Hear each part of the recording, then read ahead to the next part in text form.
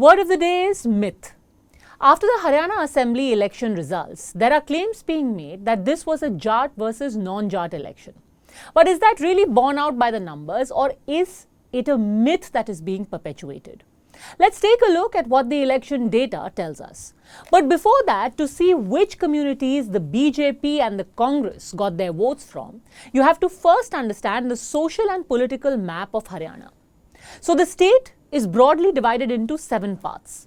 The first of these is the Deshwali or Deshwal region, which extends to Rohtak, Sonipat and Jhajjar districts. It also includes a large part of Panipat and Hisar. You can also call it the Jat belt. The second area is Bagdi, which is also called Bagar. This includes Sirsa, Bhiwani and Fatehabad districts and some parts of Hisar adjacent to the Rajasthan border. The third area is Bangar, whose center is Narwana subdivision of Jind district, and it basically extends to Jind and Kaithal. The fourth belt is Nardak. It includes Ambala, Karnal, Kurukshetra and Panchkula districts. The fifth region is Braj. This is adjacent to the UP border and includes Palwal and Faridabad districts. Sixth is Mayo. This includes all the assembly seats of Noor district and Sohna of Gurugram and the Hathin seat of Palwal. And finally, the seventh belt is Ahirwal. This includes Gurugram, Rewari and Mahendragarh districts. We explained this political map to you because each of these regions has a very distinct and different character. Every area has the influence of a particular community, which means that if a party performs well in an area, it automatically translates into meaning that it has been successful in getting the votes of that community that is dominant in that area. So in this respect, it is important that you first look at the Deshwal belt. Like I said, this is the Jatland. It consists of 3 districts, Rohtak, Sonipat and Jhajjar. It's the stronghold of Congress's biggest Jat face, Bhupinder Singh Hooda, and has a majority of Jat voters in it. And despite all of this, out of the 14 assembly seats in this region, the BJP increased its seats from 2 to 4. Congress got 8 seats and other parties got 2 seats. The second area is Bagdi. Here also Jats are the most influential section. The famous 3 sons of Haryana, Devi Lal, Bansi Lal and Bhajan Lal, all belong to this belt. In the present times, the heirs of these families like Om Prakash Chautala, Dushyant Chautala, Kiran Chaudhary, Kuldeep Bishnoi, they are all active in politics with different parties like the INLD, the JJP and the BJP. In this area, there are 21 assembly seats, out of which the BJP has repeated its last performance of 8 seats. So the BJP is getting 8 out of 21 in this area as well. The third area you need to look at is Bangar.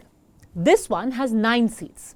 Jat leader Chaudhary Birendra Singh, who switched from the Congress to the BJP and back, and senior Congress leader Randeep Singh Surjewala both come from this area. In the Bangar region, BJP increased its seats tally from 3 to 5.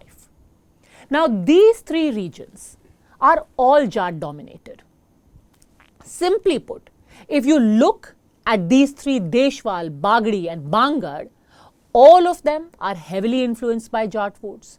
Yet in every single one of these regions, the BJP has either retained or increased its seats tally. Now think about it. Is it possible for the BJP to have achieved this without the votes of Jats?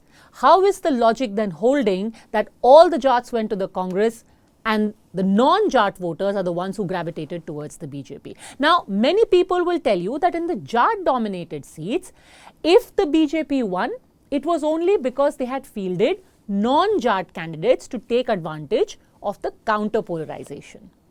This also is a half-truth, because there are 14 such seats in Haryana where both the BJP and Congress fielded Jat candidates, and the results there were shocking. Because in Jat seats, where Jat candidates went head-to-head from the BJP and Congress, there are 14 such seats. The BJP won 6 and it ended up losing 1 seat by a very small margin. This means that the BJP's Jat candidates won in an area with Jat voters. And which one are these seats? Panipat rural, where BJP's Mahipal Dhanda defeated Congress's Sachin Kundu with a huge margin of 50,000 votes. Badra, here Umed Singh defeated Somveer Singh of Congress by 7,500 votes. In Dadri, BJP's Sunil Sangwan defeated Congress's Manisha Sangwan by about 2,000 votes. By the way, BJP's Babita Phogat had lost from this seat in the last assembly elections. Tosham, which is Jat dominated, was also won by BJP's Shruti Chaudhary. She and her mother recently switched over from the Congress. Shruti Chaudhary defeated Congress's Anirudh Chaudhary by 14,000 votes. Randhir Panihar of the BJP won the Nalwa seat by defeating Anil Man by 12,000 votes. And in Rai, Krishna Gehlawat of the BJP defeated Congress's Jai Bhagwan Antil by about 5,000 votes. Now, I ask you the question.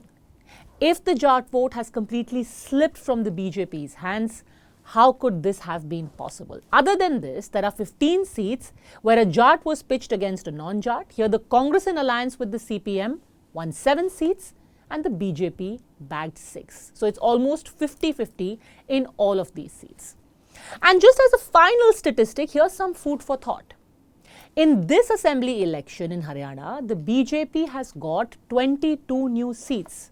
And 7 of these come from the Jat-dominated belt of Bagdi and Deshwali, which essentially means that 1/3 of the new seats that the BJP has got in this election have actually been delivered to them by the same Jat community who analysts would have us believe is totally in the Congress's kitty.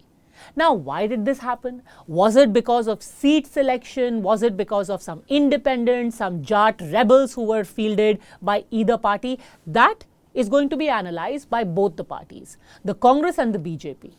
But the myths aside, at least hard numbers in this election don't support this theory of this being a Jat versus a non-Jat election.